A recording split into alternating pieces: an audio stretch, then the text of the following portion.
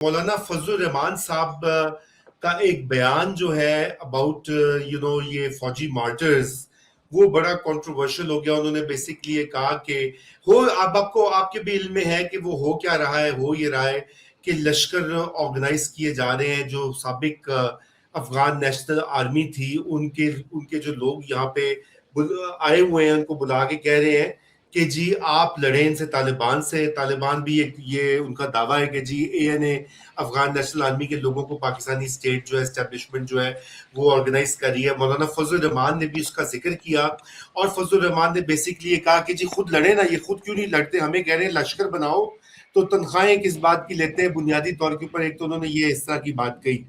تو اس سے پھر آپ کو پتا ہے کہ ایک ریئیکشن جو آتا ہے پاکستان میں وہ بڑا شدید ہو رہا ہے. تو آپ کیسا دیکھتی ہیں کہ کیا فضل الرحمان جو ہے وہ اسٹیبلشمنٹ سے کوئی الگ پالیسی وہ اپنا رہے ہیں، یا یہ کوئی بس ایک وہ وقتی لڑائی، یا جسے کہتے ہیں مجھے نہیں پاور ملی، مجھے گڈیز نہیں ملی تو اس لیے میں ناراض ہوں والا سین ہے؟ دیکھیں ان کی مولانا فضل الرحمان کی اس تقریر کا ایک کانٹیکسٹ ہے.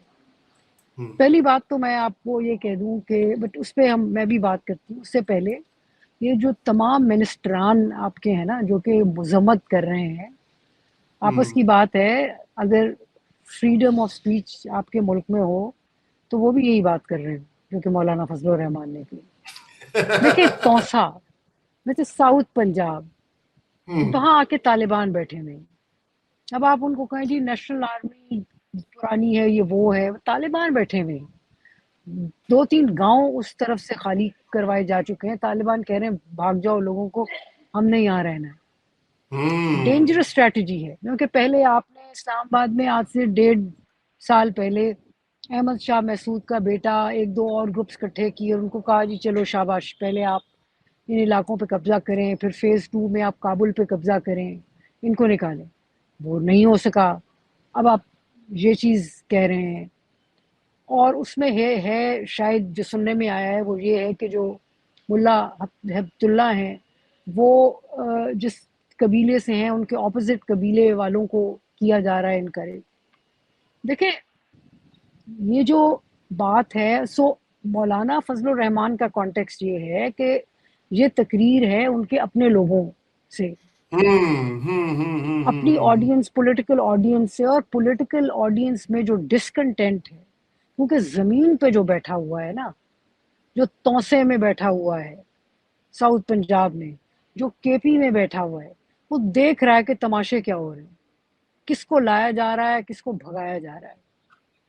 تو اور پھر آپ لوگوں سے ایکسپیکٹ کرتے ہیں کہ جی وہ جنگ لڑیں. وہ یہی کہہ رہے ہیں کہ بھائی آپ کو جس چیز کے پیسے دیے جاتے ہیں، آپ کو جس کام جو آپ کا ہے آپ وہ کریں.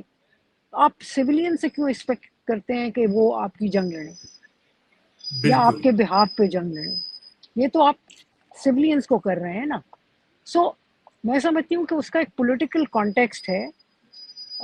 نیچرلی میں ایکسپیکٹ کر رہی ہوں کہ کوئی ایک آدھ حملہ کروانے کی کوشش کی جائے گی مولانا فضل الرحمان پہ، پھر یہ خاموش ہو جائیں گے.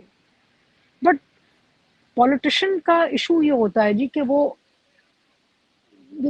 سے 365 دن ہے نا سال کے، 360 دن میں جھوٹ بولتا ہے، لیکن 5 دن ایسے ہوتے ہیں جب وہ فیس کرتا ہے اپنی کنسٹیچوئنسی کو، اور اس میں اس کو سچ اس کے منہ سے نکل ہی جاتا ہے.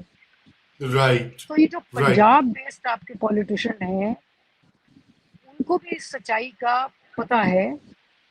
ان کا مسئلہ یہ ہے کہ کیونکہ مین لینڈ میں بیٹھے ہیں اور مسلسل کانسٹیٹیوشن سے جھوٹ بولتے ہیں، تو اس لیے یہ صرف گالیاں دے رہے ہیں، لیکن ان کے اندر اگر آپ کسی کمرے میں، بند کمرے میں بٹھائیں گے تو یہ بھی یہی بات کریں گے. یہ بات تو درست ہے، اور کچھ کو تو میں نے خود سنا ہوا ہے ایسی باتیں کرتے ہوئے.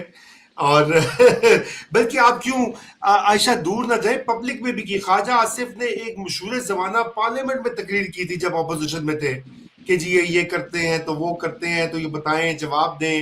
یوسف رضا گیلانی نے بھی کہا کہ جی اسامہ بن لادن ویزا لے کے آیا تھا پاکستان. مطلب یہ ساری باتیں یہ وقتاً فوقتاً کرتے رہے، مسئلے پسند ہوتے ہیں. بہرحال عائشہ آج کے لیے آپ سے اجازت لوں گا بیکاز ہمارے شو کا وقت جو ہے وہ ختم ہو چکا ہے.